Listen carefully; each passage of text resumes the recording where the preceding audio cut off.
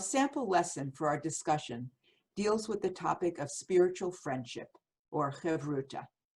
One of my first experiences in the first Mussar class I ever took was being paired with a chevruta partner, a study partner, as part of the learning.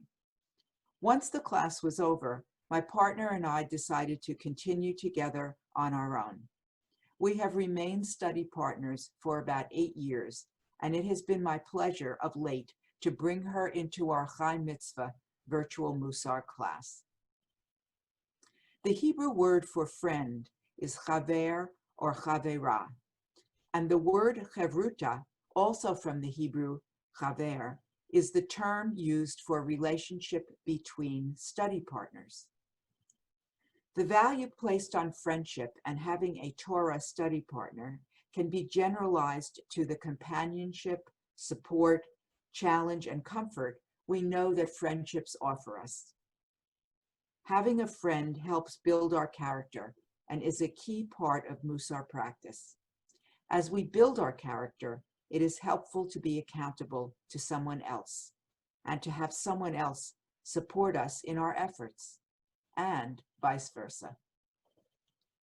The spiritual friendship lesson of the Chai Mussar curriculum explores a number of texts which each respond to the teaching from Pirkei Avot, Ethics of Our Fathers, which says, acquire for yourself a friend. This lesson is unique in that it instructs facilitators to pair each participant with a chevruta partner so that the lesson can be done in pairs, or if need be, in triples. I'd like to look at the first text of this lesson and a preliminary exercise that introduces that text. The text opens with an exercise that asks facilitators to give each person 3 index cards. As you do that, ask participants to write the 3 most important qualities they look for in a friend on the first index card. On the second index card, ask them to write 3 qualities that they bring to a friendship. And on the third card, ask them to write down 1 or 2 reasons why a friendship they used to have ended or dissolved. We'll refer to these cards in discussion and see how they pertain to the text that we will study in the lesson. Each person should share the information on the cards with their study partner.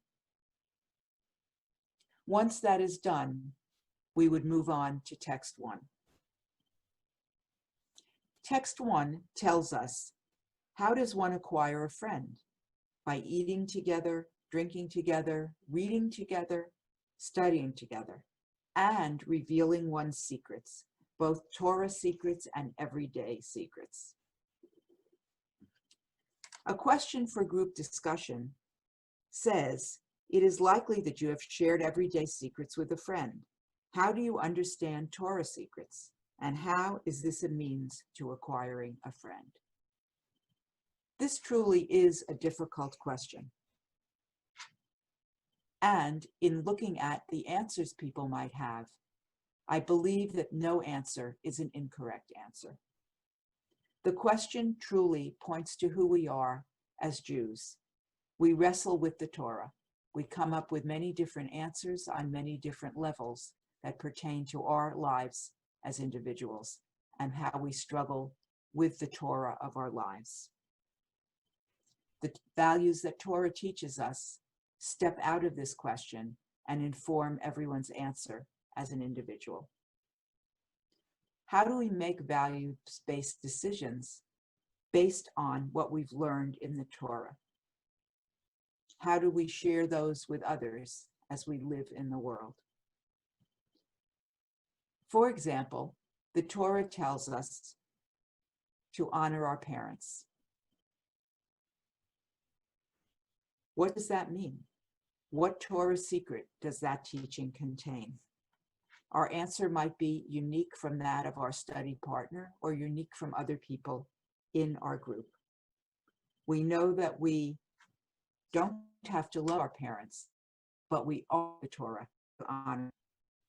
And that might be a typical discussion that someone would have responding to the question in this text. As a facilitator, you may need to be the first one to speak. If people are slow to respond and are gathering their thoughts, don't jump right in. Sit with the silence for a little bit and offer your interpretation and response to the question as well. It could make for a very lively discussion on this particular first text. By the way, this question does not have to be highly personal and does not call for intimate disclosure. So it is, while a challenging question, a very good opening question for this topic of spiritual friendship. At the end of the text section of our booklet, we have a practices section. The practices section contains many valuable follow-up exercises to bring the text studies and discussion into our individual lives. For example, practice 1 encourages us to think about what we've learned from others. It asks what we have seen modeled about friendship in our friends and family, and it asks what others might learn from what we model as a friend. People might consider keeping a journal for a practice such as this and recording their answers and even sharing those answers with a Chavruta partner and comparing lessons learned from the exercise. There are other suggested practices as well. Different ones would fit different people more comfortably. I hope you found this brief introduction to the Chai Mitzvah Mussar topic of spiritual friendship, Chavruta, to be meaningful and valuable to your teaching. Good luck going forward.